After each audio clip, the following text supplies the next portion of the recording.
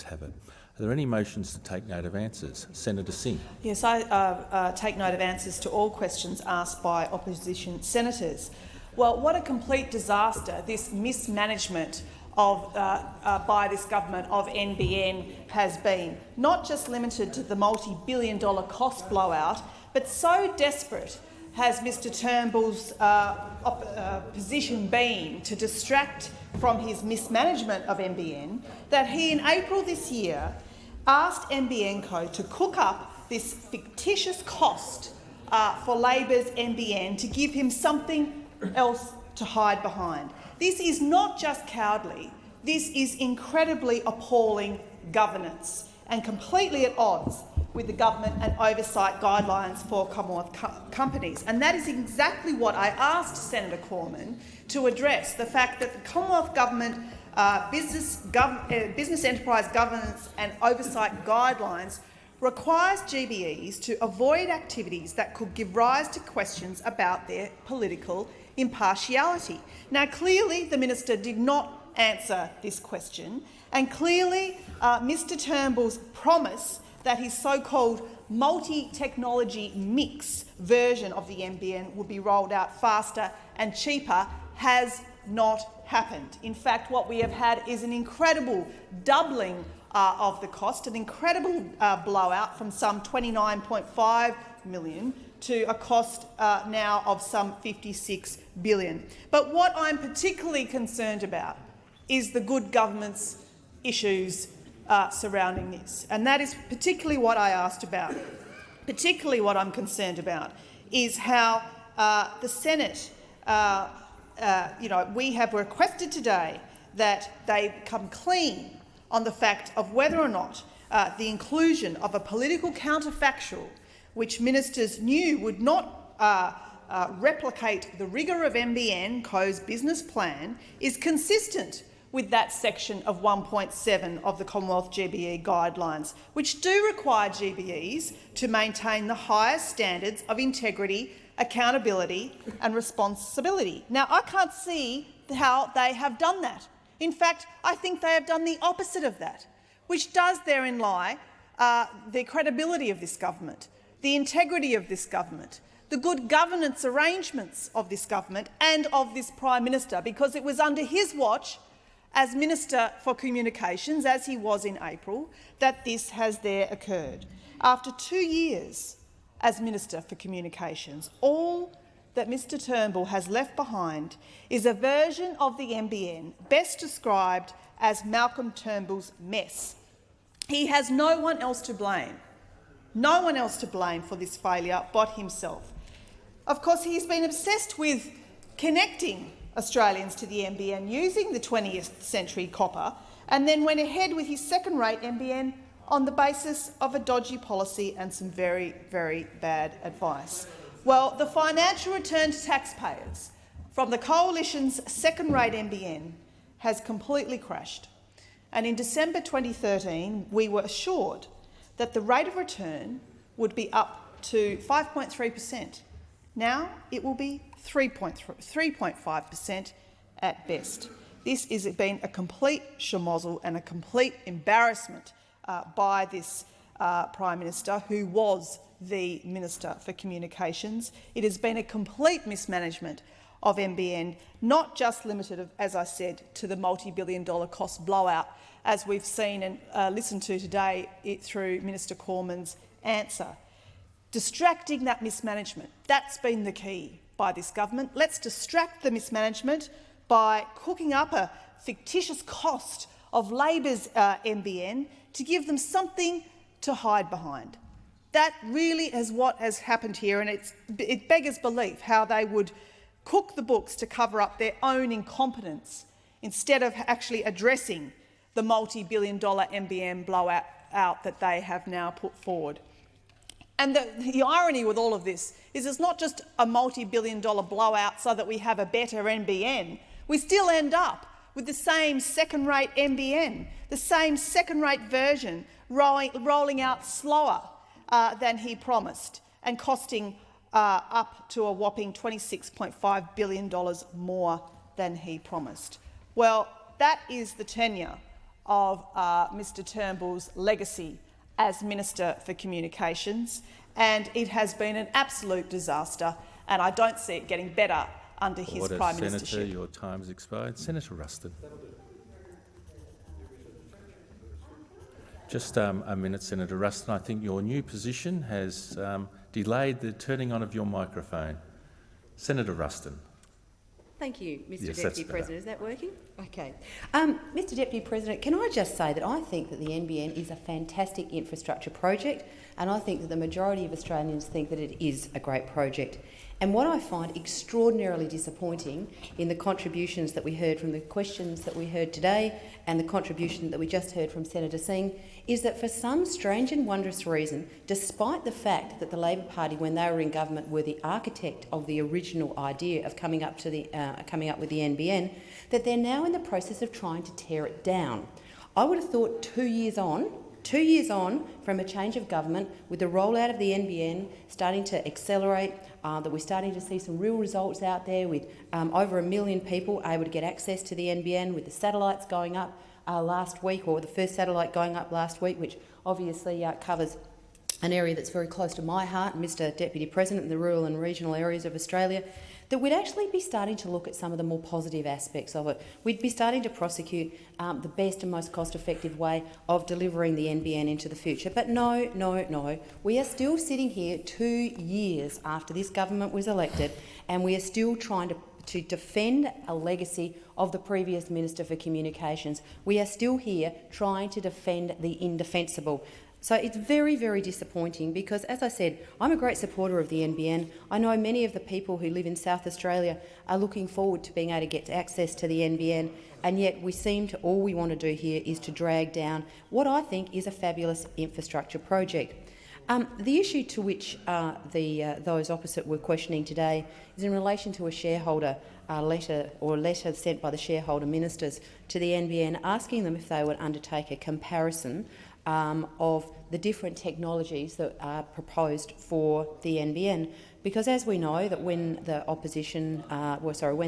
the coalition came into government, it was realised that there was a shortfall in budget and something needed to be done about making sure that the NBN was affordable and could be delivered on time.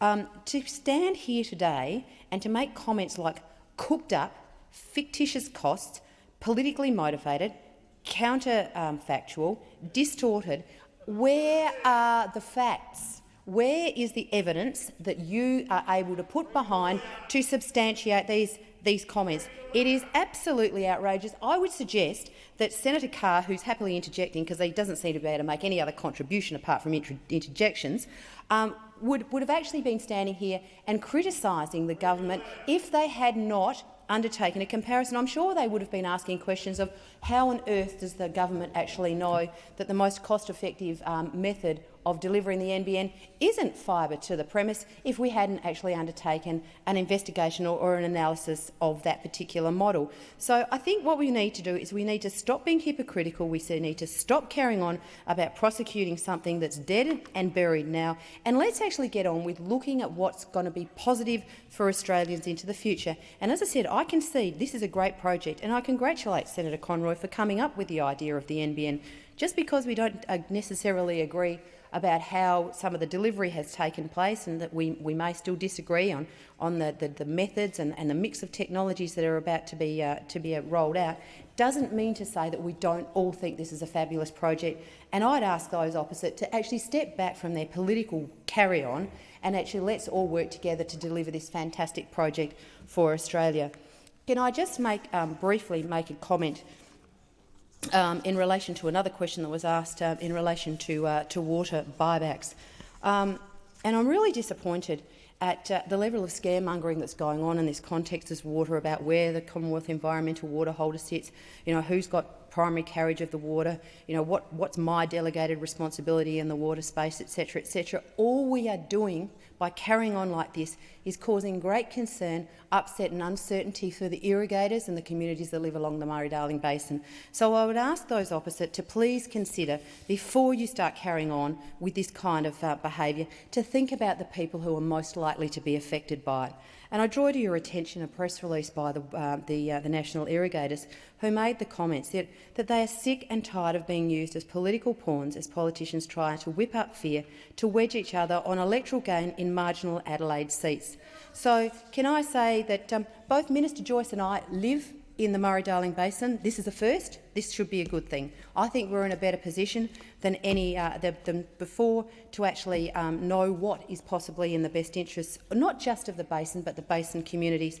And I'm very much looking forward to working with Minister Joyce to deliver good environmental, economic and social outcomes for the entire Murray-Darling Basin. Thank you, Senator. Senator Gallagher. Thank you, Mr Deputy President. And I'll rise just to make some comments in relation to the question I asked around the public service enterprise bargaining that's going on at the moment, and in response, in the answers provided by Senator Cash.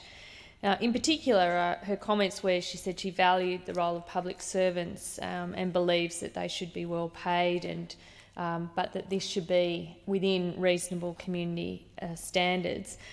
She then went on to make a whole range of a whole range of statements about in the real world where real Australians live. I think again, trying to perpetuate the myth that public servants aren't real Australians and don't live in the real world.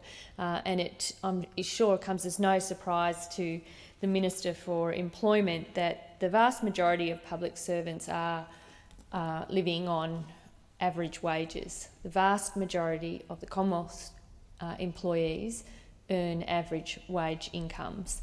And these people, these public servants, people who turn up and provide services to the community as part of their work, have been denied a fair pay offer and denied any pay increase for what has exceeded 2 years now. So I don't think it's fair for those statements to be made about real Australians living in the real world only get a real pay rise if they show real productivity. The public service shows productivity improvements all the time. It's a constant in terms of the work they do, because they're always asked to do more to implement government policy and agenda, often without any additional resourcing. And in terms of this government, the fact that this public service is now providing probably a higher amount of work, or being asked to produce a higher amount of work with 17,700 less staff than a couple of years ago, is a testament to the productivity gains that are being made across the service simply as a result of the job cuts that have been viciously pursued by this government. The pay offer as it stands and the bargaining framework that the government has put in place, and this is, we all understand the Conservative drive to reduce wages and conditions and working standards for ordinary workers. We can see that with the attacks on penalty rates and in other areas, and we're seeing it enforced in the Australian Government Public Sector Workplace Bargaining Policy, and it's exactly this policy that is stopping the resolution of bargaining across the APS. And we know, because we know that the executives within agencies have no ability to resolve these EBAs, the enterprise agreements, with their staff because of the constraints that have been put on them by this framework, the constraints around the 1.5%, the productivity savings, the extra or the reduction of wage of conditions that are being sought by the government is stopping the agencies having any capacity to bargain or to fix any problems that relate to their own individual agencies. And that is why, after 18 months of bargaining and some 2 years without a wage increase, we see that 96% of public servants still don't have a new agreement in place. And in fact, when you look at why, when you look at those that have gone to a vote, where you look at immigration, 91% in immigration and border protection vote no, 83% in human services have voted no to the offer, 81% in the Productivity Commission. And so these staff are making a decision that it's actually better to have a wage freeze, or essentially a real wage cut, than it is to settle for what the Commonwealth Government is offering their employees. And when you look at the reasons why, and I note DHS, a big employer where the majority of the staff are at the APS 3 or APS 4 level, primarily because they work in Centrelink or Medicare, that the main reasons that people have voted no are 1, because of the pay offer, 2, because the streamlining of their enterprise agreements as mandated by the bargaining policy will cost them some of their entitlements, 3, because they don't think they'll get salary advancement, and 4, because of the family-friendly conditions were threatened. These are the reasons that your staff are saying they cannot settle for 1.5% because of all the strings attached. There are 152,000 public servants who need a pay rise, who deserve a pay rise, and this government should prioritise the settling of these agreements now. Senator Lindgren. Mr Deputy President, I rise to take note on questions and give a response. Labor has had no plan, nor do they have had a cost analysis, nor business or risk analysis plan around the NBN. And unlike the Labor Party, the government stakeholders have a plan that includes good governance and transparency. The Coalition's plan is a rigorous one, and it delivers a scheme that is best value for money. We want to make sure all Australians get the best in a timely manner. The Coalition has asked the GBEs to properly assess all options. This is because we have high standards of accountability and transparency, and there are definitely no conspiracy theories as suggested by the other side. But instead, we do know that under Labor there were cost blowouts. The Financial Review states Labor had no credibility in this area. It went from $4.7 billion in 2007 to $42 billion in 2009, and it is to cost at least $56 billion today, and that's end quote. Labor's announcement says that it will reinvigorate the national broadband fibre optic cable to every home network, but it does not, and let me repeat, it does not share any details, and as we know on this side of the House, of the chambers, no plan means cost blowout. As usual, Labor like to fling mud, but the fact is that Labor's announcement always lacks the important details. Their policies are often expensive jokes, and under Labor, the NBN rollout was a slow-moving train wreck. Under the Coalition, the NBN will be fully complete by 2020. Labor needs to explain how they will pay for it and how long they'll keep Australians waiting for a super-fast broadband. Mr Deputy President, all Australians should have access to high-speed broadband. Under the Coalition, every household and business in Australia, a total of about 12 million premises by the time the rollout finishes, will be connected and directly affected. The Coalition is committed to delivering fast broadband to all Australians sooner and at least cost to taxpayers. Under Labor, a miserly 51,000 users were on the network 2 years ago under Labor. Today, there are more than 570,000 subscribers. The NBN corporate plan shows that by the end of June 2016, around 1 in 4 premises will have access to the NBN, and by the end of June 2018, around 3/4 of homes and businesses will have access. Mr Deputy President, under the Coalition, the NBN is now meeting its financial and deployment targets, a far cry from under Labor when it only met 17% of its deployment forecast. Labor has a history of mismanagement. The history includes some of the poorly most mismanaged projects in the history of the government.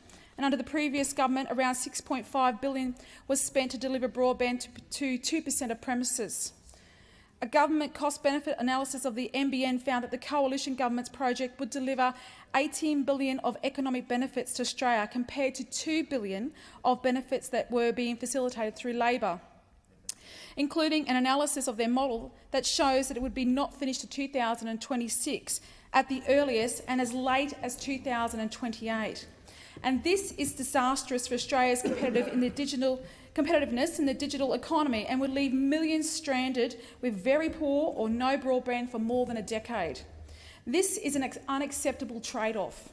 The Coalition government's project remains on track and to be completed by 2020.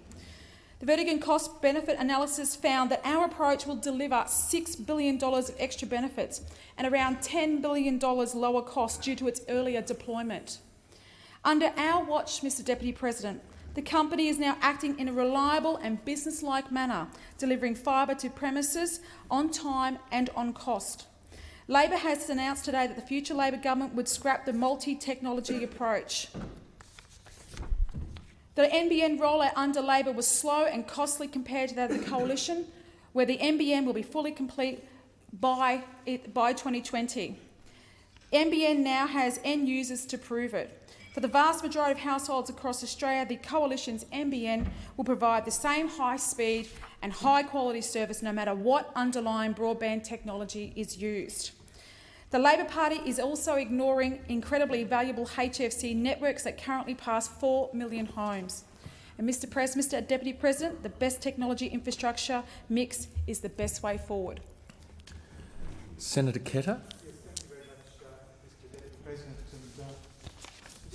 The evidence is now in that Mr Turnbull has been a failure as a communications minister, and what's more to the point, it's clear that he is aware of the fact that he has been a failure as a communications minister and that his tenure in that role has been a disaster for our country. We know that Mr Turnbull promised that his second-rate NBN would be built for $29.5 billion. That cost has doubled by up to $56 billion. Why else would Mr Turnbull seek to get information about costing on the fibre to the premises model from the NBN Co? We know that Mr Turnbull has previously ruled out fibre to the premises as an option. In fact, in August of 2013, Mr Turnbull went so far and was seen as quite controversial at the time. He said that fibre to the premises was largely superseded by the Coalition's preferred model. And so why would the Communications Minister and the Finance Minister write to the NBN to seek for them to spend precious taxpayer resources in examining a technology which Mr Turnbull has previously said was largely superseded? So we know that his second-rate version of the NBN is rolling out slower than what he was promised, and as I indicated, it will cost up to a whopping $26.5 billion more than what was promised. So I'm interested in a recent article which published by the Business Insider on the 9th of September of this year, which talks about the fact that with the release in August of the 2016 NBN corporate plan, and in the light of overseas developments, it's clear that the Coalition's broadband network will not provide adequate bandwidth, will be no more affordable than Labor's fibre to the premises network, and will take almost as long to roll out. So this is quite a damning assessment. This is not a Labor Party assessment of the government's NBN approach. This is from the Business Insider internet website. When it comes to affordability, the Business Insider has looked at that and has identified that Labor's funding estimates ended up being about $44.9 billion, but by comparison, the Coalition's funding estimates have fluctuated wildly. Before the 2013 election, the Coalition claimed that its technology mix network would cost less than 1/3 or 30% of Labor's FTTP-based NBN. It's quite clear that also they have not taken into account the cost of repairing and maintaining Telstra's ageing copper network, and this was underestimated, as was the cost of retraining and maintaining a workforce with the wider range of skills needed to install and maintain the so-called multi-technology mix network. So these are costs that are unique to the MTM. In the space of 2 years, the lower cost deal the Coalition spruiked to Australian voters has turned out to be not so affordable after all. Now, the financial return to taxpayers from the Coalition's second-rate NBN has also crashed. We were assured that it would be up to 5.3%. Now it will be 3.5% at best. Mr Turnbull's mismanagement of the NBN is not just limited to the multi-billion-dollar tax blowouts, and as I said, he's so determined to distract from his mismanagement of the NBN that in April he asked the NBN Co to cook up a fictitious cost for Labor's NBN to give them something to hide behind. This is not just cowardly, it's an appalling governance and completely at odds with the governance and oversight guidelines for Commonwealth companies. Malcolm Turnbull promised that his so-called multi-technology mixed version of the NBN would be rolled out faster and cheaper. Mr Turnbull has no one to blame for this failure but himself. Obsessed with connecting Australians to the NBN using 20th century copper, he went ahead with the second-rate NBN on the basis of a dodgy policy and some very bad advice. The question is that the motion moved by Senator Singh be agreed to. Those of that opinion say aye. Against say no. I think the ayes have it. Are there